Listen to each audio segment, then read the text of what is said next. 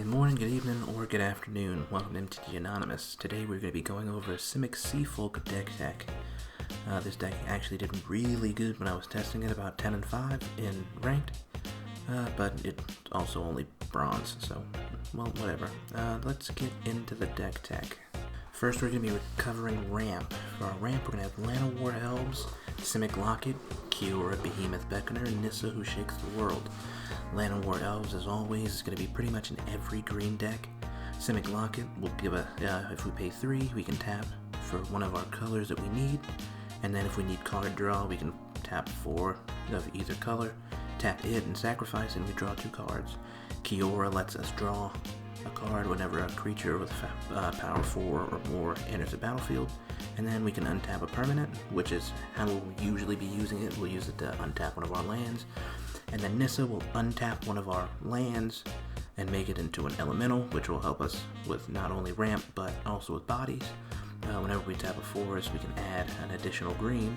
And then if we get to the -8, we'll be able to get an emblem that says lands we control are indestructible, and then we search for any forest and put them on the battlefield. Almost as important as ramp in this deck, we have card draw. First we have Op, which lets us scry 1 and draw a card for blue. For 1 green and a blue, we can put Kamena, Tyrant of Arazka. That one, if we tap a Merfolk we control, it can't be blocked, but we're rarely going to do that. Tap 3, untap Merfolks we control and draw a card, which is probably what we're going to do usually. And then if we need bodies with bigger powers, we can tap 5, untap Merfolk, and then put a +1/+1 counter on each Merfolk. Hydroid Crassus, whenever we cast a spell, we gain half of X and draw half of X, round down each time. It has flying and trample, and it enters with X +1/+1 counters on it. That's for X, a green and a blue. If you include Kiora and Nissa at the same time, you can make this really big.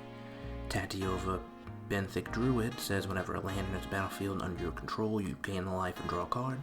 This card is extremely well when we're flooding, because then that can help us get through further into our deck. Next we have blockers. So these 4 are relatively important when it comes to blocking, because we need to stall out until we can get our finishing pieces out. Kamena Speaker for green, as long as there's another Merfolk or an island, it gets +1/+1, which would make it a 2/2. The Terramander, which is for 1 blue, you get a 1/1 flying, and then you can adapt 4, which says its ability, if it has no +1/+1 counters on it, you put 4 on there. That's for 8 and a blue, or it can be less for each instant and sorcery there's in the graveyard. There aren't many, and so that kind of is interesting, but it's really just there for the body. Hydroid Crassus again shows up in this list because it can be a huge important blocker. And then the Steeple Creeper, it's a 4/2 for 2 and a green. And then for 3 and a blue, it gains flying until end of turn. This can help us with any decks, like the white weenie decks that have the flying 1/1s. We can block those, and also if we have extra mana, we can give it flying and then swing in. This section is called Extra because these cards fit in other spots, but I didn't have any room on those slides. Watley, the Sun's Heart. Each creature we have deals its toughness rather than its power, and while that does hurt a couple of our creatures, it actually helps for the bigger ones. And then the -3, you gain life equal to the greatest toughness among creatures you control. It's 2, and then or green or white for 7 loyalty. Black Biomancy for a green and a blue. Target creature gets +1/+1 until end of turn, or return target creature to its owner's hand. Callous Dismissal is another one that we can return a non-land permanent to its owner's hand, be it planeswalkers, creatures, enchantments, whatever, and then we also amass 1, which will help us with blockers. This is Triumph, says for 2 green, search your library for 2 basic creature cards, or basic force cards. If you control Nissa, instead search for 3 regular land cards. Reveal those cards and put them in your hand and shuffle your library. So this is extremely helpful. We have 3 copies of Nissa, and so if we can get this one out, we can go search for our islands or for basically anything else. In our utility section, we have Merfolk Mistbinder for 2 and a green, for green and a blue. Other Merfolks get +1/+1. Merfolk Skydiver, also green and a blue, has flying. Whenever it enters the battlefield, put +1/+1 on target creature we control. And then also, if we need to proliferate, if we have extra mana, we can do so for 3, green and a blue. Contentious Plan lets us proliferate for 2, which is also extremely helpful for the multiple planeswalkers we have. And then we also draw a card. And then Samut Tyrant Smasher, it gives all of our creatures haste, which is extremely important for our finishers. For its -1, target creature gets +2/+1, and gains haste until end of turn, scry 1. And then it costs 2 Gruul for 5 loyalty. Next section we have is our lands, which isn't actually super exciting because we don't spend money on this channel. For Arena, we only have Forest, Islands, Hinterland Harbor, Simic Guildgate, and Woodland Stream. And finally we have our finishers. So if we play the entire game correctly, we should have Nissa and Samut out at least, and then we will only use the -1 for when the Bioessence Hydra comes out. But basically what happens, for 3, a green and a blue, the Bioessence Hydra enters the battlefield with a +1/+1 counter on it for each loyalty counter on a planeswalker we control. And then for a best case scenario, that would be 10. Whenever one or more loyalty counters are put on a planeswalker we control, put that many +1/+1 counters on it. But because Nissa is the only one we have with a +1/+1 with a +1 ability, that will really be the most important one. And then also it has Trample. If we don't have any planeswalkers, it's a 4/4, and that is also pretty good.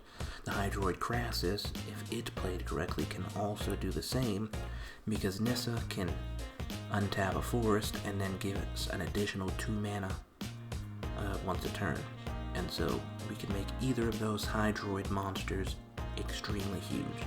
Samut's on this list due to it being able to give +2/+1, and that is basically the entire deck. Last but not least, we need to give the number of each card. Like I said, because we don't spend money on the channel for MTG Arena, you can definitely optimize this deck a lot better than it is. But we have 3 Kamina Speaker, 3 Llanowar Elves, 1 Terramander, 2 Hydroid Crassus, 3 Merfolk Mistbinder, 1 Merfolk Skydiver, 1 Kamina Tyrant of Araska, 3 Steeple Creeper, 1 Bioessence Hydra, 2 Tatiova Benthic Druid. For Planeswalkers, we have 1 Watley the Sun's Heart, 1 Kiora Behemoth Beckoner, 1 Samut Tyrant Smasher, and then 3 Nissa who Shakes the World. We have 10 spells, 3 Ops, 1 Applied Biomancy, 3 Callous Dismissal, 2 Contentious Plans, and 1 Nissa's Triumph. We only have 1 Simic Locket because that's all we have at the moment. Eventually we're going to spend our wild cards to get that. And then also this deck has 23 lands. There are 8 forests, 1 Hinterland Harbor, 6 islands, 4 Simic Guildgates, and 4 Woodland Streams. Like I said, this deck was made from only card we have available when I made the deck. But for a pish posh of cards, it really does extremely well.